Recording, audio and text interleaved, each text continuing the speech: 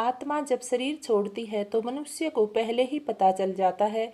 ऐसे में वह स्वयं भी हथियार डाल देता है, अन्यथा उसने आत्मा को शरीर में बनाए रखने का बहुत प्रयत्न किया होता है।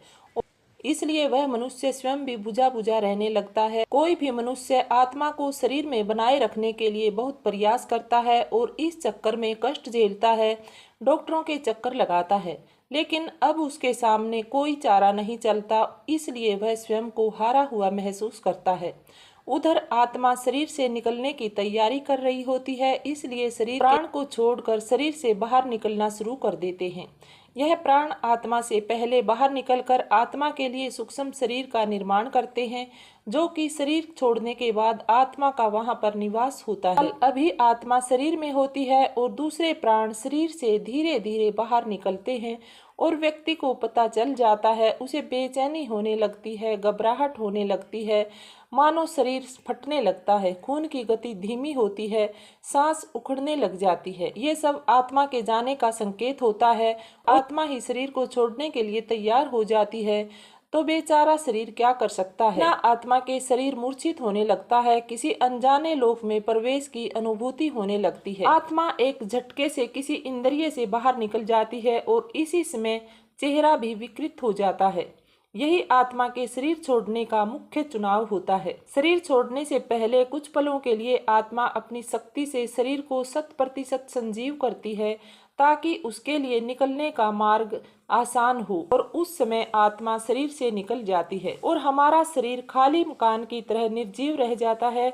जब किसी की मौत होती है तो उससे पहले घर के आसपास कुत्ते और बिल्लियों की रोने की आवाजें आती हैं, क्योंकि किसी भी बुरी घटना का पशुओं को पहले ही पता चल जाता है और इन पशुओं की आंखें भी अत्यधिक चमकीली होती हैं। रात के अंधेरे में आत्माओं के आने और जाने का पता चल जाता है और जब मनुष्य को यमदूत लेने आते हैं तो कुत्ते बिल्ली उन्हें साधारण मनुष्य समझकर अनजान होने की वजह से उन्हें देखकर भौंकते हैं और कभी कभी बहुत शोर भी मचाते हैं। और शरीर से निकलते ही आत्मा निकलकर सूक्ष्म शरीर में प्रवेश कर जाती है। आत्मा शरीर के जिस अंग से निकलती है उसे उसे खोलती है, तोड़ती है और तभी बाहर निकलती है। जो लोग भयंकर पापी होते हैं उनकी आत्मा मूत्र या मल मार्ग से निकलती है। जो पापी भी हैं और पुण्य आत्मा भी हैं उनकी आत्मा मुख से निकलती है। जो पापी कम होते हैं और पुण्य आत्मा अधिक होते हैं उनकी आत्मा नेत्रों से निकलती है। जो लोग अपने जीवन में मोह माया से मुक्त हो चुके हैं, योगी पुरुष हैं, उनके लिए तुरंत शरीर का निर्माण हो पाता है। अन्यथा जो लोग माया से ग्रस्त हैं परंतु बुद्धिमान हैं, ऐसे लोगों के लिए 10 दिनों में सूक्ष्म शरीर का निर्माण होता है।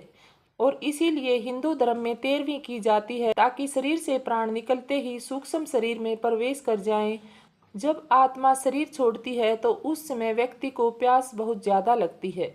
शरीर से प्राण निकलते समय कंठ सूखने लगता है, हृदय सूख जाता है, नाभि जलने लगती है और कान अवरुद्ध होने से पानी भी नहीं पिया जाता। ऐसी स्थिति में आत्मा शरीर छोड़ती है और प्यास अधूरी रह जाती है।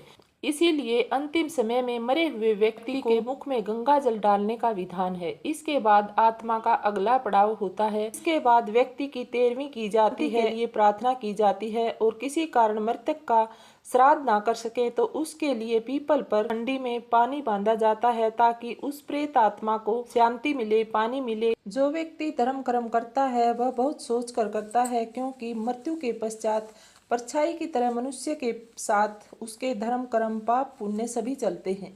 इसलिए सदा शुभ कर्मों की शीतल छाया में रहना चाहिए और सभी कर्म अच्छे करने चाहिए।